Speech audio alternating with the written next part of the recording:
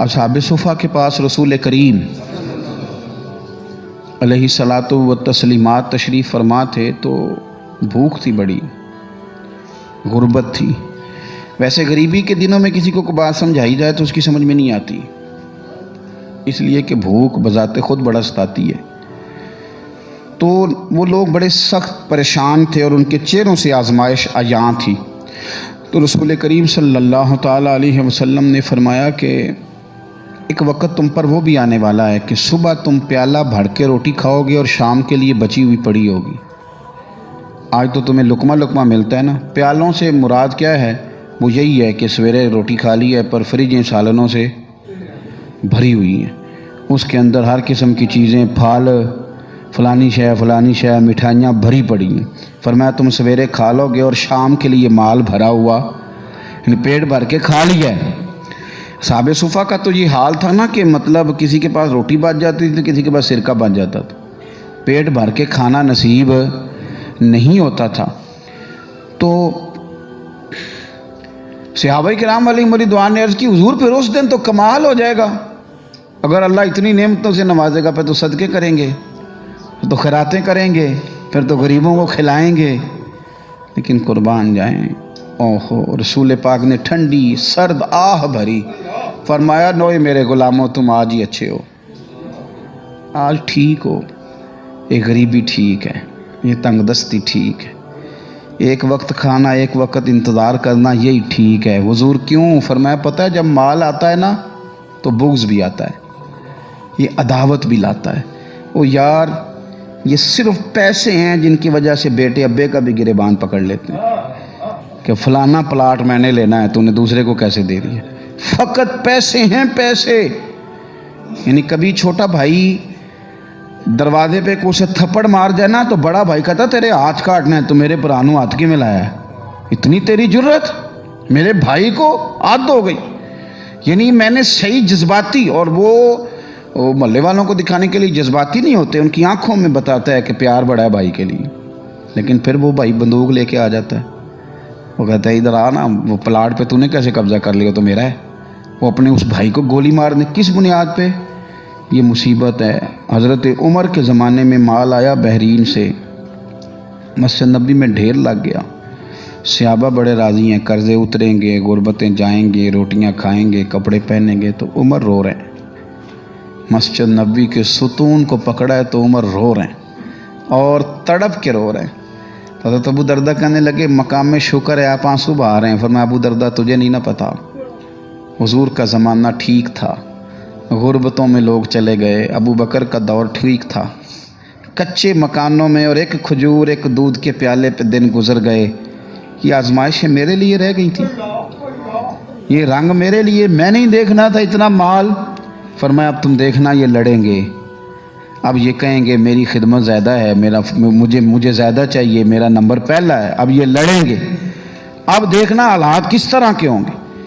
अब ये एक दूसरे के खिलाफ अदावत का माहौल बनाएंगे, शरंगेज़ी फैलेगी। आज आप यकीन करें बहुत सारी जगहों पे महसूस होता है, लोगों का ज़ाहिर का रिश्ता तो बड़ा तगड़ा है पर दिल नहीं मिलते, सीने इतने तगड़े गर्मजोशी से मिलते हैं पर रूहों का रिश्ता कायम नहीं होता। हज़रत इमाम जाफ़र सादक रदी अल्लाह ताला अन्हु चमकते हुए आफताब से भी ज़्यादा रोशन हस्ती का नाम है, नबी करीम के नवासे, हुजूर की औलाद पाक। और इनके शागिर्दों और मुरीदों के नाम बताऊं तो हैरान हो जाएं आप। हज़रत दाऊद ताई, सुफियान सौरी, इमाम आज़म अबू हनीफ़ा, इनकी बारगाहों में बैठने वाले इमाम साहब ना घंटों बार बैठते थे कि 2 मिनट के लिए इमाम जाफ़र सादक ज़ियारत करा दें।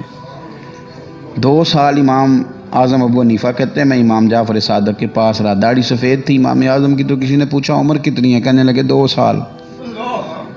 का बाबा सफ़ेद दाढ़ी में 2 साल उम्र? फरमाने लगे उम्र तो वही 2 साल है जो इमाम जाफ़र सादक की खिदमत में गुजर गई, बाकी तो लगता है ज़ाया हो गया बड़ा टाइम।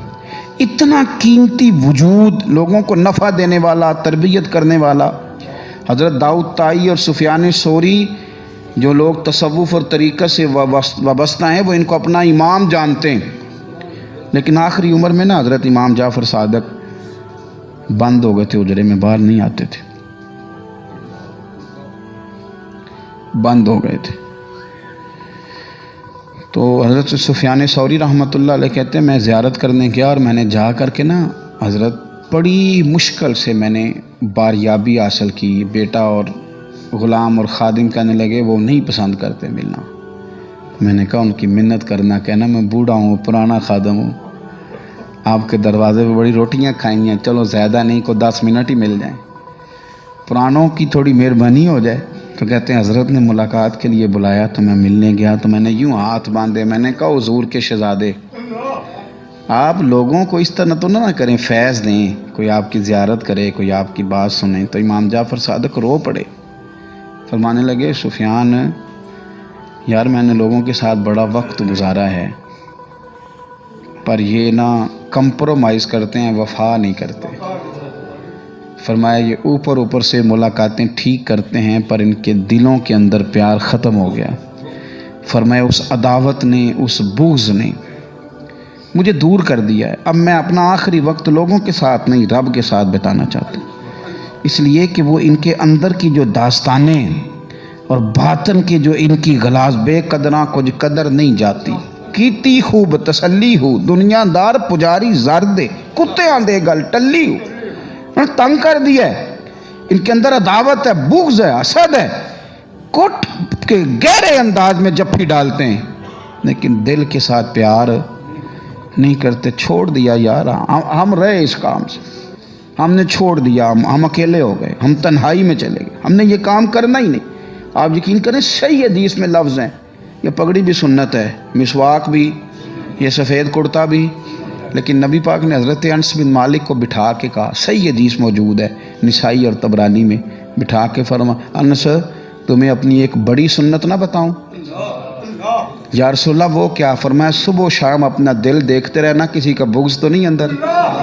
فرمایا یہ میری بڑی سنت ہے، یہ والی سنت میری، بول کے بتائیے گا، یہ سنت میری بڑی سنت ہے، اس کو ذرا دیکھتے رہنا، اس پر ذرا دھیان رکھنا، یہ دیکھنا، یہ میری بڑی سنت ہے۔ حضرت سلطان بہو فرمایا کرتے تھے 14 طبق دلے دے اندر تمبو ونگو تانے ہو، عرش ہے تو اس کے اندر ہے، 14 طبق جتنے بھی ہیں سارے تیرے دل میں، ایمان بھی دل میں، کفر بھی، پیار بھی دل میں، نفاق بھی، اس کو صاف کر۔